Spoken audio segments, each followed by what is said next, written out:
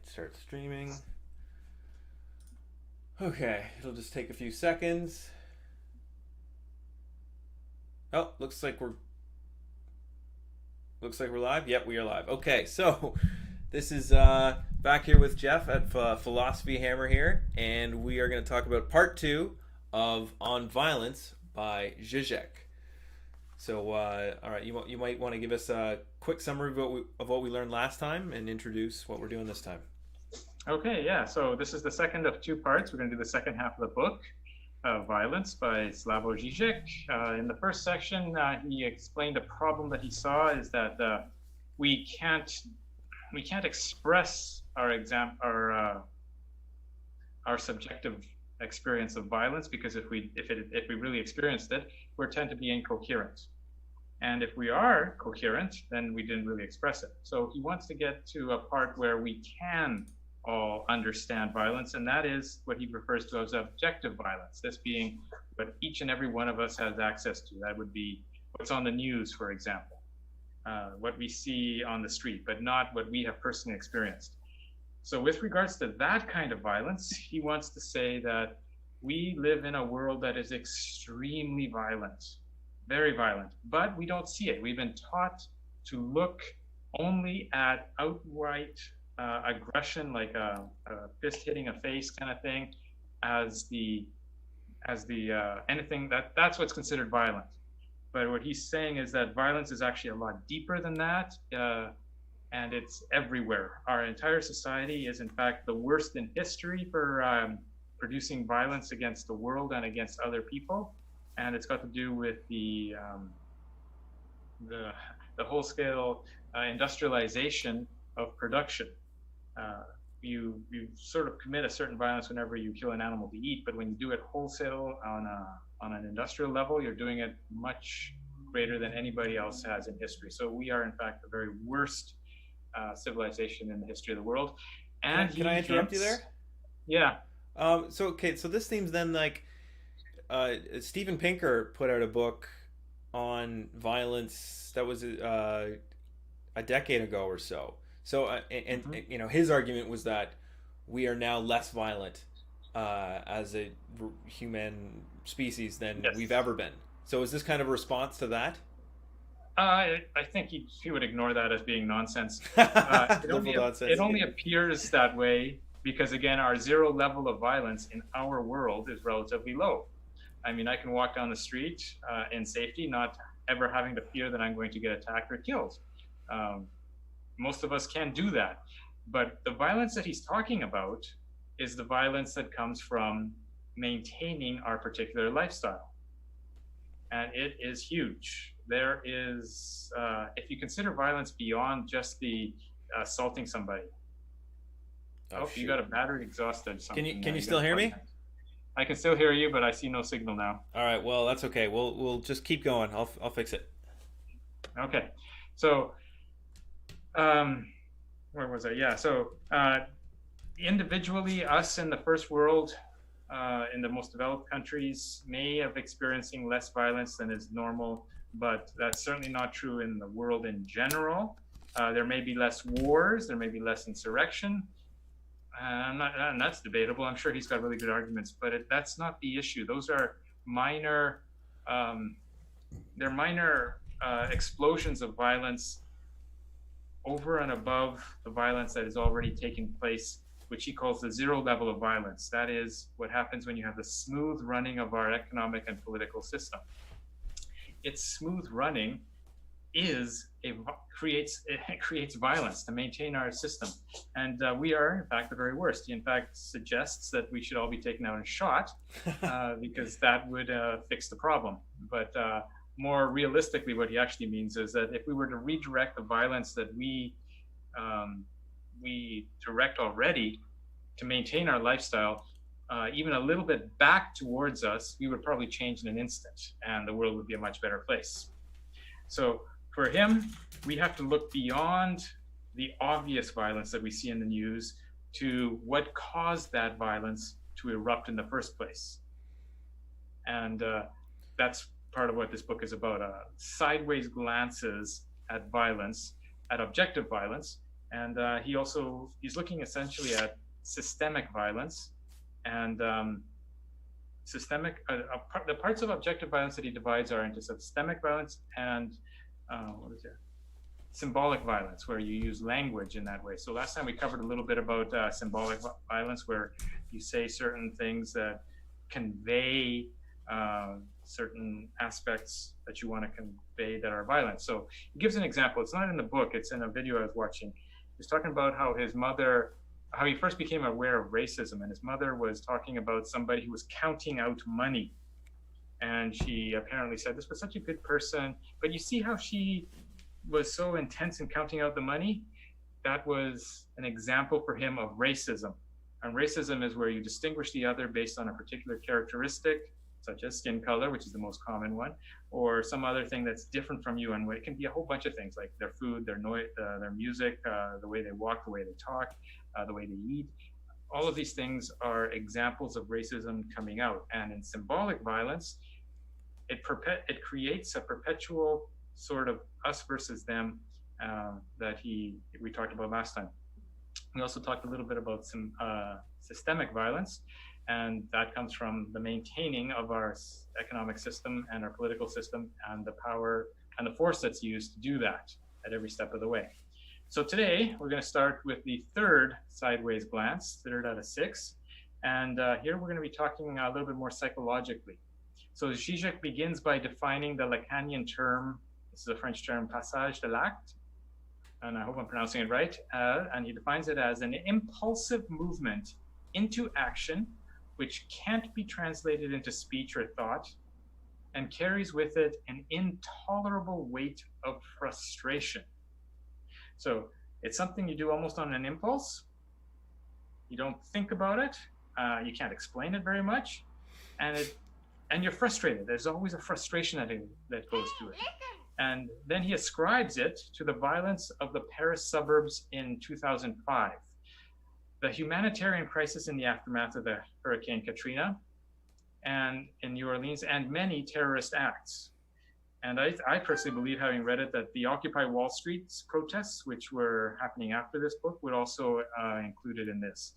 The general aspect of all these movements or all these events is that there's no explanation for it that actually makes sense. So he points out that the people on the right explain these events as a clash of civilization, and the people on the left usually explain these events as a whole range of neglect in the population. But both of these, he points out, are irrational because, again, they're not really demanding anything. And that's the key to this type of passage d'acte.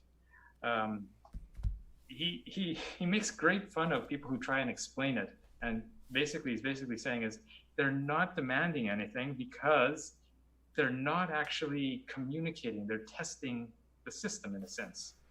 He uses the term phatic communication. These are like typical words that we would use in greetings, like, hi, how are you? Fine, thanks. And you? Great. And then that's it. No real information was communicated. It's sort of like testing the system. Test, test, test. He sees that's exactly what these protests are. When you protest and you don't really have anything that you're demanding, and the violent ones in particular, even terrorists, they're just, this is a form of psychological passage d'acte. And the medium is the message. He quotes Marshall McLuhan in this and says, these protests are serving a phatic function. He quotes, hello, do you hear me? It's a testing booth of the channel and the code itself. This is what I'm saying. These protests that we're seeing now, they're just a show of disorganized kind of outrage. These ones are different. I think he would say that these ones are different. They are demanding something. They're demanding, like, defund the police, abolish the police. They're demanding Black Lives Matter. They're demanding racial justice. But these are different. But he's talking about. They're making demands, but they're not doing it in an organized way. There's not like they're not forming like actual working, like it's just it's individuals individually saying we want this thing, we're mad, please do it, like in on Twitter. But like, I would still argue that it hasn't moved to the phase of like an actual organized working class movement with a program. Yeah, he's not. I don't think he's going to say it's going to go that way. But it is okay. I'll tell you why it's different in a second. From like that's a different level. Okay, they are demanding certain things, and the fact that they're not necessarily organized is not for him a determining factor of what it is. So getting back to these phatic communication ones, he does I guess a psychological analysis of some of the terrorists or fundamentalists, I guess is a better word. So Zizek claims that fundamental terrorists resort to violence is an indication of their psychological impotence. And he wants to compare them with real fundamentalists. And it's easy to discern because authentic fundamentalists, they don't have envy, they don't have resentment, they have a huge indifference towards non-believers and their way of life. Like if you look at the Amish, they're about as fundamental as you can get, or Amish, or depending on how you pronounce it. But they're not blowing people up. They don't care about us as much as these terrorists who want to blow us up, in a sense, do. And the reason is that the pseudo-fundamentalists, the ones we're labeling, the terrorist pseudo-fundamentalists that we label that way, are deeply bothered and intrigued, but also fascinated by our sinful lives of the non-believers. And the problem is that it's not that we consider them inferior to us, it's that they themselves consider themselves inferior. This is his psychological evaluation of these kind of terrorists, the ones that don't demand something. They just yell and scream and do whatever they can, violent outbursts. Anybody who's in a phatic communication style. What these fundamentalists lack is precisely a dose of, and here's what he says, that true racist conviction of one's own superiority. If you don't have that, you're pretty much indifferent to everybody else. Or sorry, if you have that, you tend to be indifferent to others. So he's basically saying that racists, as well as fundamentalists, who really care or are fascinated by these others, have a psychological impotence. All right. If you don't want to associate with anybody else, like your true fundamentals, like the Amish, there's no resentment, there's no envy, you don't get involved with them. You're sort of almost like self-segregating from them. But those who are concerned have this psychological impotence that he's referring to. And so these terrorists are psychologically evil. And he uses that word. This is unusual for a psychologist to use the word evil, because envy and resentment lead to these kind of things, and it doesn't really mean what it's supposed to mean. Like a terrorist can blow up a building or something like that and claim that they're doing it for Allah or something like that. or because they're anarchists in the 1910s. Or I'm not sure about that, but yeah, maybe. The point is that if they're so fascinated with us and they hate us for some whatever reason, that's not indifference. That's a deep psychological need that they have to express themselves to us. It matters that we recognize them in some way, good or bad. Whereas true fundamentalists or true racists wouldn't care. They'd be indifferent. It's like, whatever. It's like dust on my shoe or something. It doesn't matter to them. So this is a source of psychological impotence on their part. And the lashing out is part of that. It's almost like a child having a temper tantrum. They don't know what they want, and they're psychologically impotent. They're not developed yet, and they just lash out and to anything. So that's what he's getting at with these phatic communication outbursts. Real quick before you move on, can you turn down the brightness of whatever lamp for your face, because you're pretty washed out right now? And chat, can you tell me if I am quieter than Jeff or not? Because I can try to turn up my volume. But go ahead, Jeff. You're still pretty bright.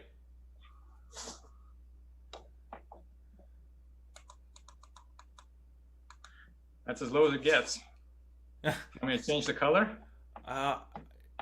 Maybe it's just because the rest of the room is so dark that it's just kind of all reflecting on your face. I don't know.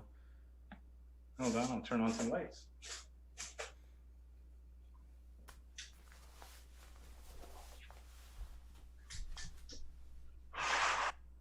that better? Oh, I guess you gotta get into the picture, huh? That's better. Yeah, that's good. Much better, All right, actually. we'll do that. Okay, we'll do it that way now. All right, so where was I? So resentment and envy are two emotions within the human desire that make us buy into a zero-sum game where another's loss is my gain, or worse yet, where it is still desirable to lose as long as another loses. And this is essentially what he sees those engaged in phatic communication, violent phatic communication, are engaged in. So they loot and burn their own neighborhoods. They kill themselves running into buildings and stuff like that. They blow themselves up, suicide bombers. He sees this as a zero-sum game, but it's based on resentment and envy, and that, he says, is naturally evil. He tells of a joke, apparently, in Slovenia. A genie or a fairy would come to a farmer and say, I'm going to give you whatever you wish, and I'm going to give your neighbor double what you ask for. So normally, a good person would naturally say, well, I want $1 million. He gets $2 million or something like that. So the farmer, apparently in this joke, says, take my eye, because he wants to hurt the other one more than him. And this is an example of the evil that he sees in the psychological impotence that comes from that's expressed in the sense of a phatic communication. There is a problem, and it's just unarticulated. And part of it in this case is that you want that the violent expression wants to take away the enjoyment of another. And sometimes that's justified, and he thinks it is in many cases, because our enjoyment, our first world enjoyment of all the comforts that we have, is based on a huge amount of violence directed at other people who aren't near us. So he sees it as a very legitimate form, even if it's unarticulated. Does that make sense? Yeah, that's a very Marxist. I mean, I've actually made that same argument before, which is funny because I haven't read his book. So I guess all Marxists think alike. Apparently they have the same source, yes. So he goes on to say that the human catastrophe in the aftermath of Hurricane Katrina in New Orleans is a representative of a false fear, that the breakdown of civilization will lead to a war of all against all. This irrational fear is that our human nature, if left unchecked by a civilizing force, will, with all the modern tools at its disposal, destroy the world. He says, no, we're doing a pretty good job destroying the world, and it's not going to be because law and order collapse. Yes, that's a good point. Fear mongers of this variety, the ones that say, if we don't have law and order, we're all going to die. Fear mongers of this variety can find many examples to support their claim, he claims. But Zizek asks us to consider a different and hidden and often ignored reality. What if the tension that led to the explosion in New Orleans was not the tension between human nature and the forces of civilization that keep it in check, but the tension between the two aspects of our civilization itself?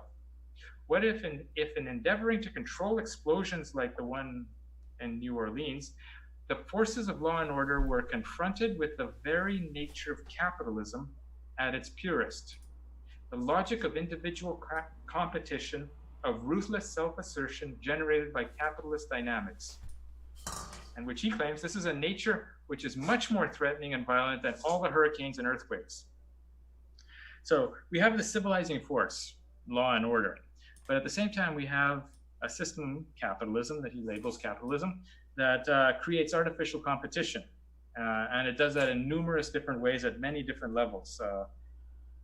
So what happens when you increase the to an unnatural amount, like we have in our world today, the forces of individualism, individual competition, the capitalist dynamic? And essentially what he's saying is the problems that come out of that are much bigger than any natural problems that we experience. So Katrina was a natural disaster, yes, but we're going to see it became a lot worse as a result of the capitalist system.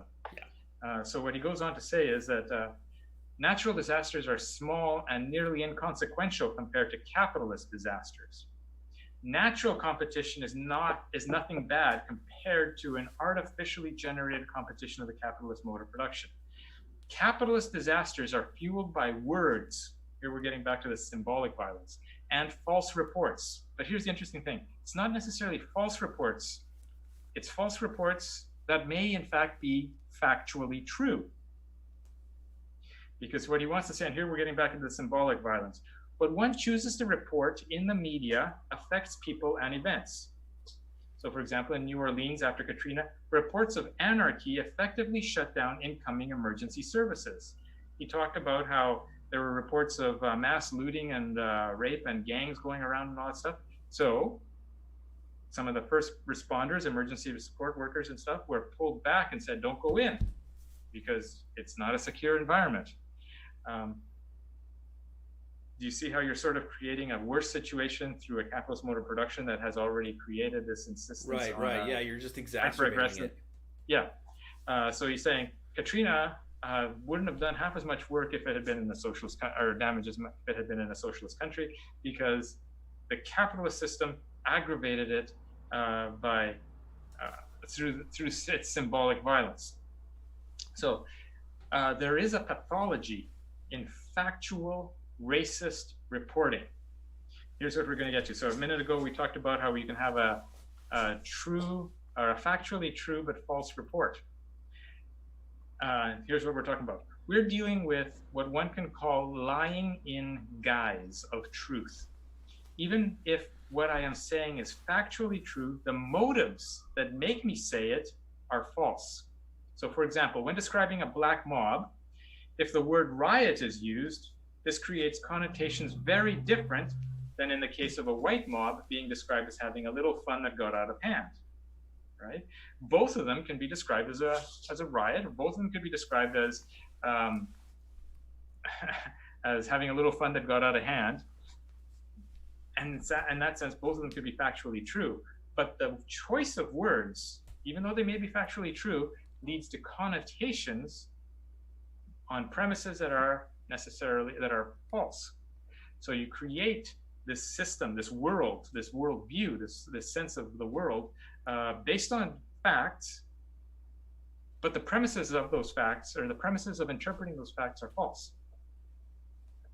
Yeah, we've been seeing a lot of that with media coverage in this past couple weeks. Yes. So what he's saying is, and well, he would say we've always been seeing it. It's just become more grossly obvious now. So the obligation is not to lie or to falsify or to ignore facts on behalf of some higher political truth, but to change one's subjective position so that telling the factual truth will not involve the lie of the subjective position of enunciation. So if you happen to be racist, don't use racially loaded or violently loaded terms to describe blacks and not whites who are having a riot. And so this is the problem with politically correct language. It's lazy because it does not change the subjective position, and it can be dishonest because it hides facts. So getting the facts right is the easy part of reporting. But honestly reporting the facts is the hard part, especially if you're not aware of your biases and the violence that they can cause. And the aftermath of Hurricane Katrina is an example of the biases that factual reporting can distort. And what's an example? Well, if after Katrina you hear there's been rioting and looting and raping and pillaging and all that kind of stuff, well, that happens everywhere and after a disaster. But if they're saying that and they focus on that and they don't focus on people's needs and it's only a minor thing, they're being factually correct. And you can't tell the whole truth because, I mean, it's a news cycle kind of thing. It's a 24-hour news cycle that requires a soundbite. The words that you choose create the sense that everybody's engaged in this, and it's a war of all against all, and it's just in a few matters, everybody's going to be in a few minutes, everyone's going to be dead.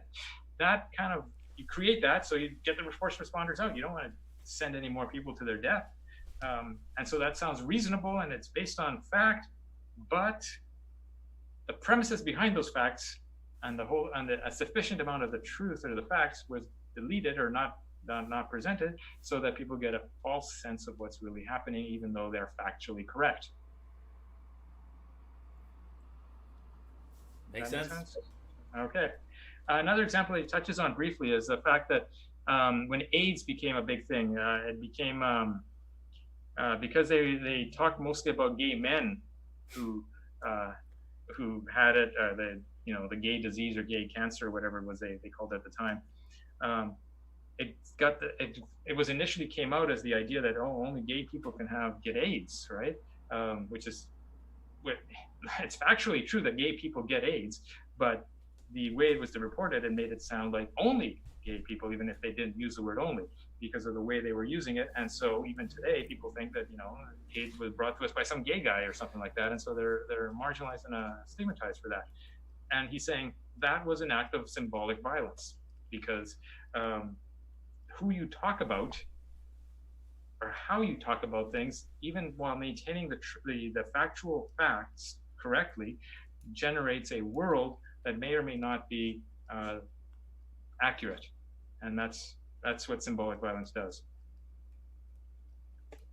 Okay, that was the third sideways glance. The fourth one, he labels the antinomies of tolerant reason, and he gets this from Immanuel Kant.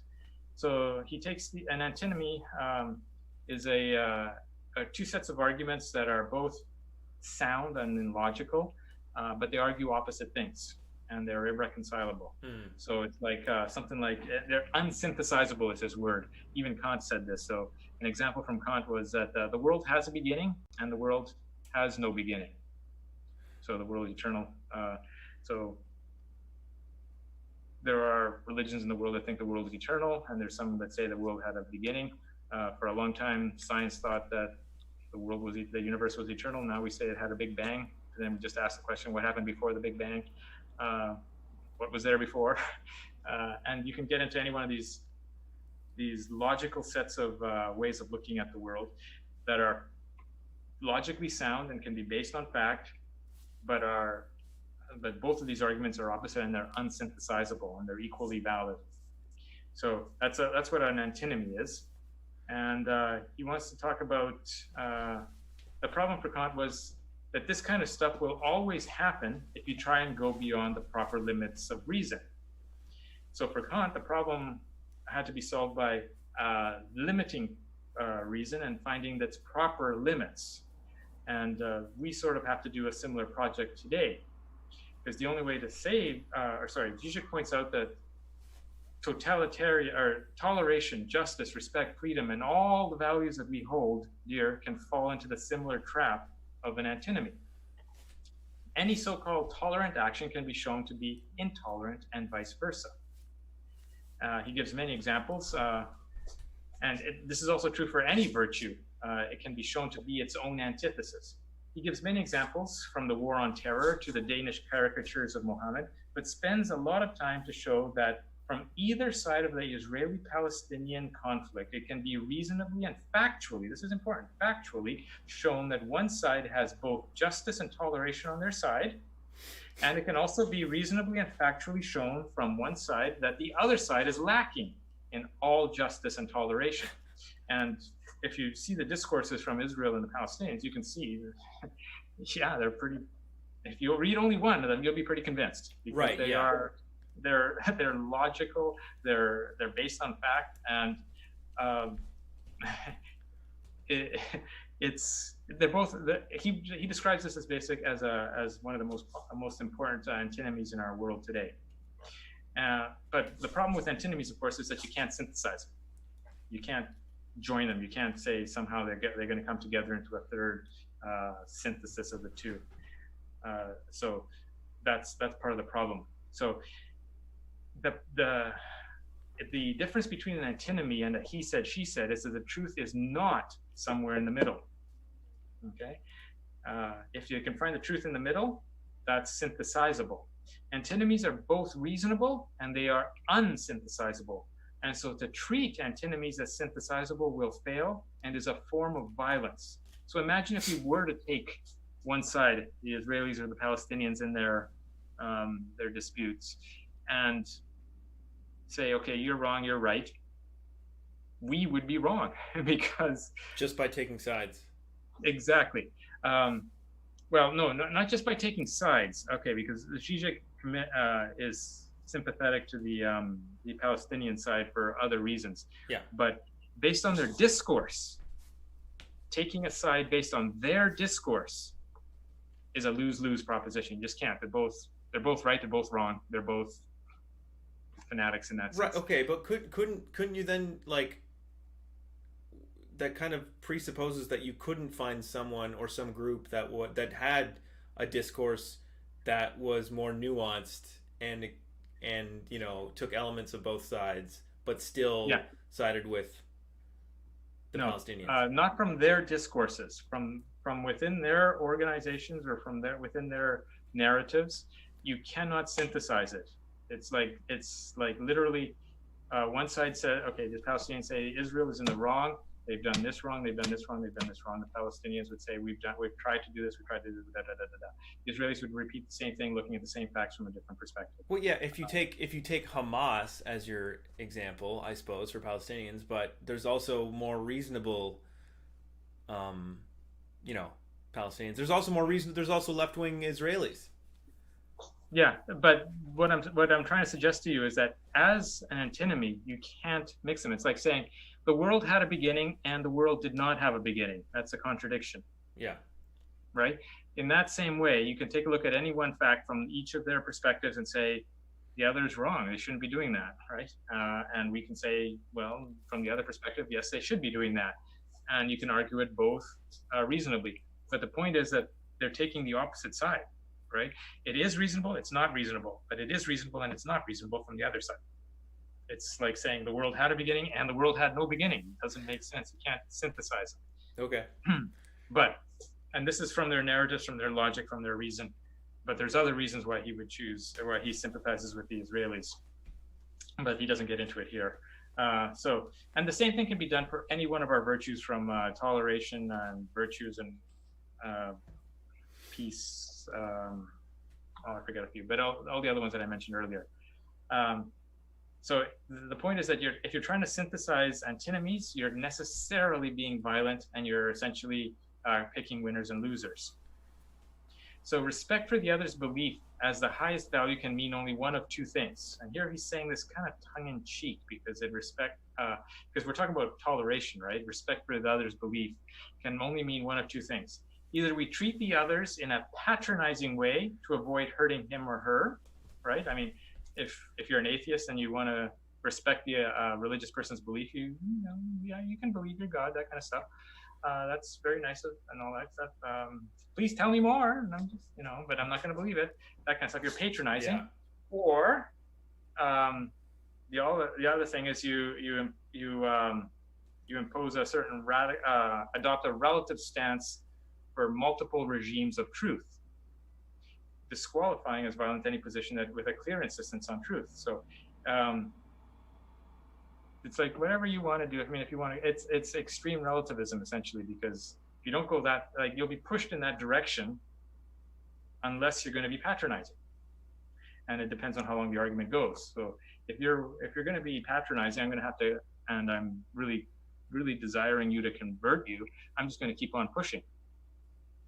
Does that make sense? Yeah, I have friends like that won't that won't stop. So that's not a virtue of toleration, right? So No. you're stuck there. It leads to both of these opposite ways where you're sort of stuck, and the violence will continue. So that's what that's his that's the fourth one. So the fifth, sideways glance. Tolerance as an ideological category, he labels it. Today, many problems are culturalized. It is what liberal multiculturalists do. Yes. The notion of you like this guy, right? The notion of a clash of civilizations and an end of history are two examples. The Clash of Civilizations thesis claims that with the end of ideological struggle, that is democracy versus totalitarianism and capitalism versus communism, the struggle will move to civilizations, especially the West versus Islam. The end of history claims that history shows that there is nothing better than neoliberal democratic capitalist system, and we have arrived.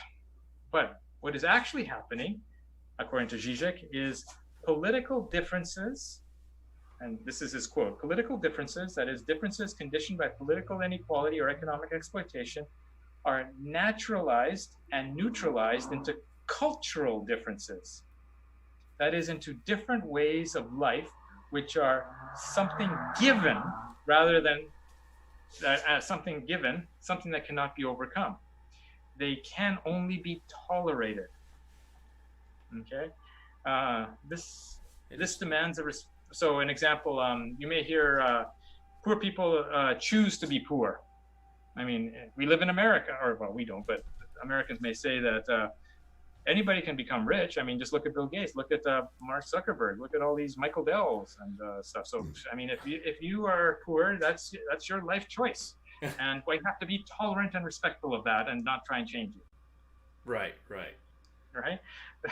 It's your culture. That's the culture that you grew up into and that you've chosen on your own. And I have to respect that, the fact that you're poor. And but if you want to join me, hey, you can come up here anytime you want, and just make your own million, pull yourself up by your bootstraps, whatever it is, and we'll accept you just as well. That kind of nonsense is an example of the culturalization. The politics of culturalization, or the culturization of politics. The cause of this culturation is the retreat, the failure of direct political solutions such as the welfare state and various socialist projects. So he got into this, and it was a little bit unclear, but he claims that the problems that came out of a strong top to bottom solution, like a lot of the socialist programs in both the East and the West, even before the fall of communism, were not democratic. So one of the things that he's very interested in is, in another book, is the democratic struggle. And he thinks that's critically important. And we're looking for socialism with a human face, not like they had it in the Soviet Union or anything like that. But they do want the socialism. And what we have here may have a little bit more of a human face, but it's not really that way because we live in a capitalist system. So we still haven't got it. But the failures of the welfare state are blown up in our world to show why we can't continue with these paths. So here's some more examples. One based on the notion of free choice is deadlock in our liberal society. Okay, so here's a quote. The limitations of the standard liberal attitude towards Muslim women wearing a veil are visible here too. Women are permitted to wear the veil if this is their free choice and not an option imposed upon them by their husbands or family. Okay, so that sounds very liberal, right? Oh yeah, women can wear the veil just as long as, it's just not right if they have to wear it because their husbands tell them to do it. However, the moment that a woman decides to wear a veil, say to exercise her free individual choice or to realize her own spirituality, the meaning of wearing a veil changes completely. This is in our society. It is no longer a sign of her belonging to the Muslim community, but an expression of her idiosyncratic individuality. She is the subject of free choice.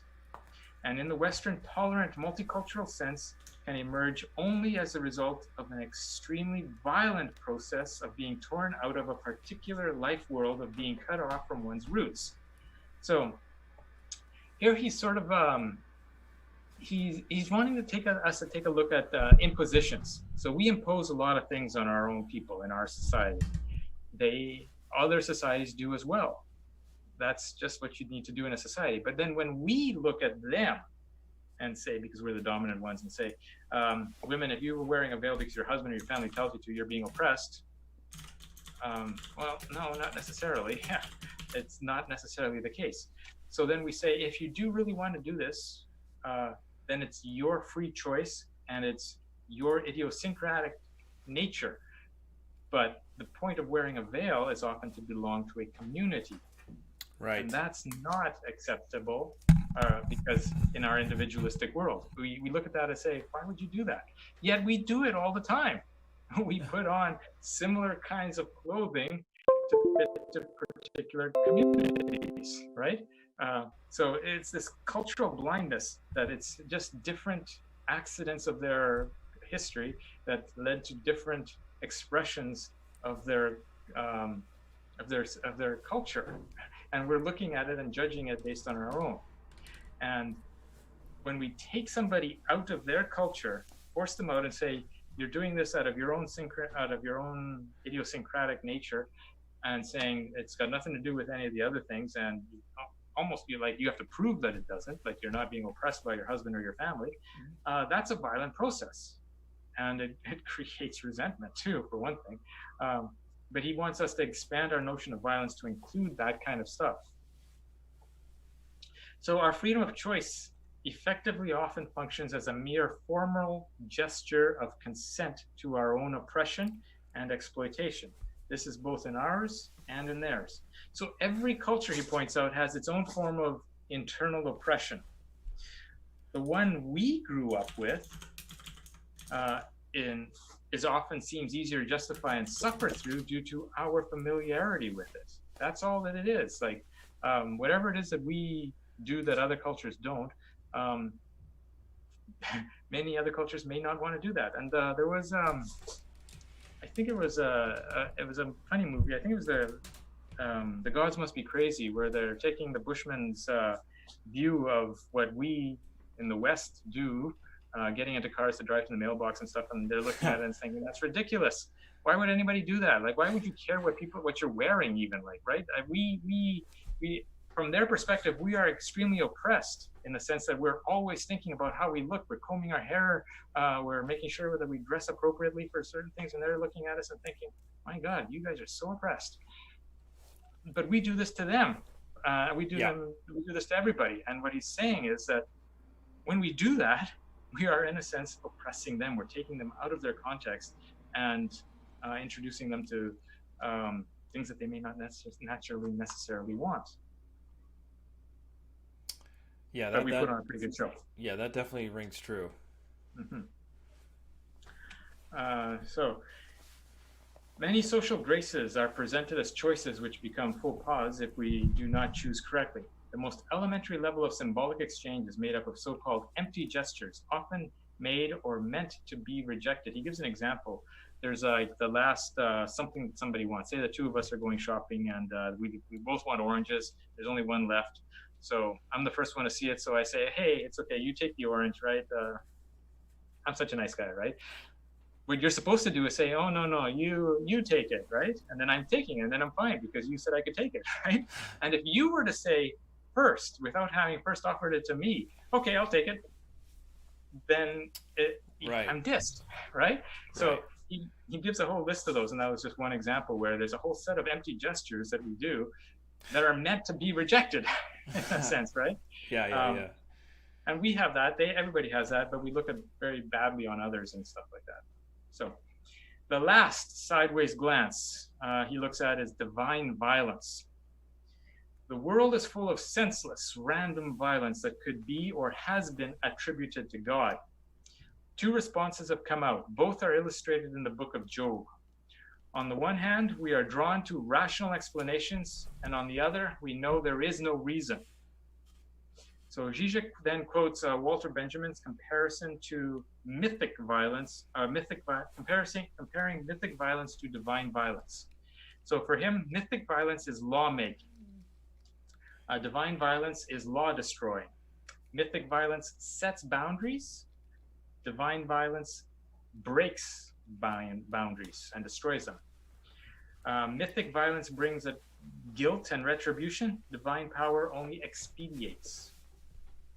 So the opposition between these two, one is like the civilizing force, the other one is like the chaotic force in a sense. The opposition of mythic and divine violence is that between the means and the sign. That is, mythic violence is a means to establish the rule of law, that is the legal order, while divine violence serves no means, not even that of punishing the culprits and thus reestablishing the equilibrium of justice. Remember, it's totally random in a sense. It is just a sign of the injustice of the world being ethically out of joint.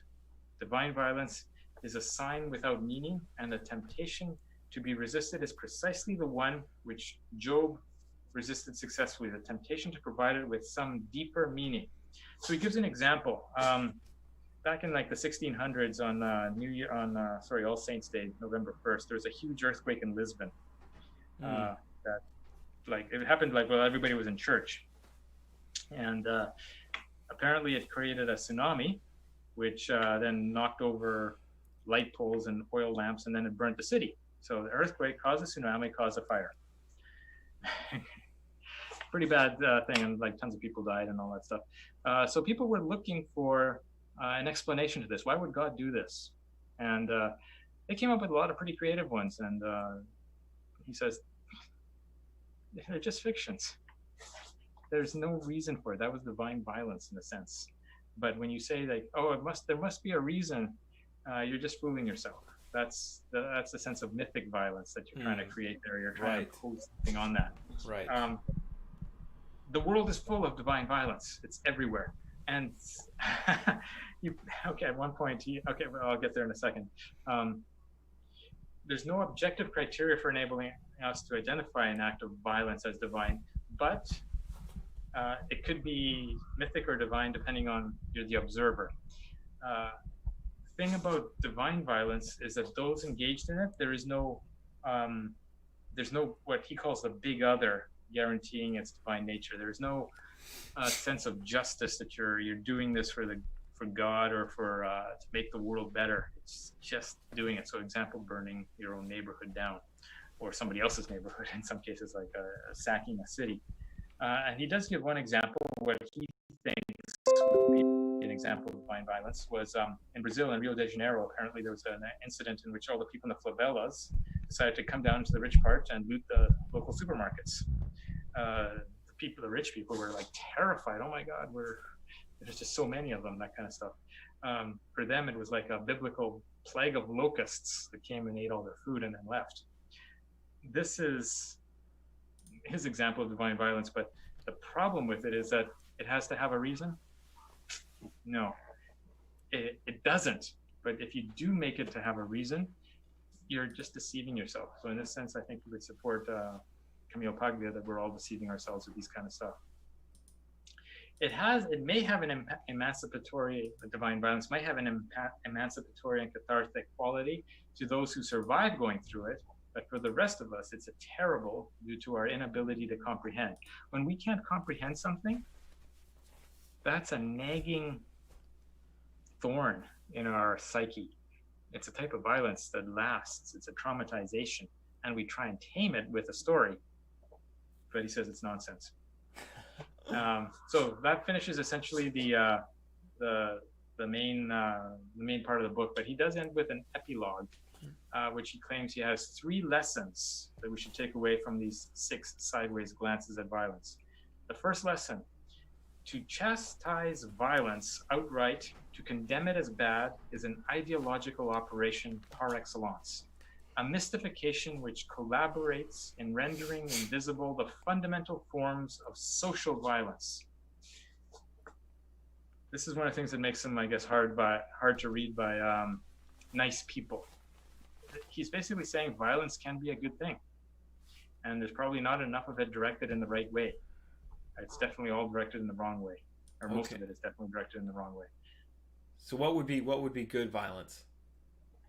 Taking out the middle class and the upper class and shooting them. But you said he's kind of saying that facetiously. Yeah, you think he wants to get published, right? Yeah. Right. He's saying it. He said it through a poem that he quoted. He explained the poem, and he justified the poem. But he himself did not say that we should take out the middle class and upper class and shoot them. Right, but if you read between the lines, it's because we're the biggest source of violence in the world today. We are destroying the world. We're destroying people's lives. We're destroying entire civilizations. So we need to direct that violence back at us so that we stop. So I don't think he would go as far as to say that we should shoot all middle and upper class people. But if you start shooting a few of them, the rest are going to come into line. So yeah, right. So what he's saying basically is revolutionary violence is what's needed to change those relationships between the classes. Yes. Yeah. Okay. I believe he is most certainly about that. Yes. Okay. He is not an evolutionist like I am. He is definitely a revolutionist. So the second lesson: it is difficult to be really violent, to perform an act that violently disturbs the basic parameters of social life. So it's difficult to be violent. He admits that. This is why most revolutions fail, and we never hear about them. They are not violent enough to disrupt the existing systemic and symbolic systems of society. Both of these, systemic and symbolic violence of the existing state and society, are creating the outbursts that we hear in the news. But if those outbursts are not violent enough, they're not going to shake the system. The system's going to kill them. The system is a pretty violent system, and the system itself has a lot of violence at its disposal. I mean, the entire US Army, NATO, all the police forces are part of this system, and they strike back if you try and be violent. I mean, Trump was saying, like, the second you start rioting, we're going to start shooting. Or sorry, the second you start looting, we're going to start shooting. Right. That's a promise of a lot of violence to put down the expression of violence. But what those police forces, those military, that structural violence that is always there, in a sense, keeping people in order, right? So if you're living under fear of losing your job, you're in a sense suffering under the burden of systemic violence. And some people have it a lot worse than others. And it's everywhere. So remember, for him, the smooth running of our political and economic system is the zero level of violence that most people identify with. It's zero and it's above that. But what he's saying is that below that zero level, there's a huge amount of violence that we're just blind to and unaware of. And in the first chapter, he was making fun of Russian noblemen and liberal communists, that he called them, that are bewildered by the outbursts of this violence. It's like, we're such good people. Why would anybody want to hurt us? It's like, well, you're extremely naive. And we in the first world are like that today. Yes. Yeah. We're yeah, exactly. Okay. So the third lesson is that violence is not a direct property of some acts, but is distributed between acts and their context, between activity and inactivity. In other words, an identical act could be considered violent or non-violent depending on the context. And here's the banana example that I hinted at last time. When we buy bananas at the food store, we don't usually consider that a violent act. But as we have seen, there is a lot of violence that gets that banana into our hands. So our non-violent action created the demand for violence elsewhere. This is an example of the context. So buying a banana, who thought that was violent? Well, it's extremely violent. Yeah, well, just ask Nicaragua and Guatemala about the CIA coups to keep Chiquita in business down there. Yeah, exactly. Yes. So another example, this is sort of mine, I think. Yes, it is. Was the recent release of the New Canada Food Guide, and the fact that it minimized and practically eliminated meat, dairy, and sugary drinks. Okay. This is the Canada's Food Guide, right? So how many jobs, livelihoods, and stock market portfolios are going to be hurt by that? Right? I mean, if you happen to work in the dairy industry and people start drinking a lot less milk because the food guide says, hey, that's not good for you, or it's not in as much quantity as we had in the past, people are going to lose a lot of their livelihood, and people are going to lose a lot of their jobs. That's a violent act in and of itself. But on the other hand, the cows and land are also going to be experiencing less violence because of it. Perhaps, yeah. So there's the context. So the cows are probably, well, no, the cows are still going to be exploited, but there might be less land abused in that sense, and there might be fewer cows abused, but they'll be there. So the context is important as well, and these are for non-violent acts. Sometimes not acting is the violent act, as in a boycott. And he points out that, okay, anyway, he points out that if a good majority of the world's people were to go vegan, that would likely be one of the most violent, but not bloody, revolutions in history. But chances of that are pretty low, right? So those were the three lessons that he got at the end of the book, and sideways glances at whole swaths of different styles of violence that most people wouldn't think of being violent at first, because their zero level of violence is so high. Right. Yeah. Yeah. This. Yeah. When did he write this book? He wrote this book That's a good question. Let's see here. 2016 or 17 or something? 2008. Oh, Yeah, 12 years old already. yeah, it definitely seems applicable to a lot of situations, and you can see areas where people might benefit from this uh, understanding, well, of violence. People in policing, military, conservatives in general, and liberals. Yeah. Yes. But he paints us all in the same brush. Conservatives, liberals, NDP here. We're all liberal communists, essentially. Yes. We're all so concerned with our own little minute lives that we don't realize we've got a zero level of violence that is super high, causing violence all over the world, and we should be taking out a shot. Right. Yeah. Right. It would be better for everyone else if yes. Yeah. Yeah. But at the same time, you might argue that that's a shallow interpretation because I mean he's a Marxist and he should know that. I mean he does know that it's the system itself that perpetuates the violence, not necessarily. I mean the people in it are definitely helping that violence along, but we don't really have a choice to not participate in that violence unless we. Oh, you just think you don't have a choice. Take out a bunch of us and shoot us, and I bet the rest of us would change our ways real quickly. Well, yeah, right.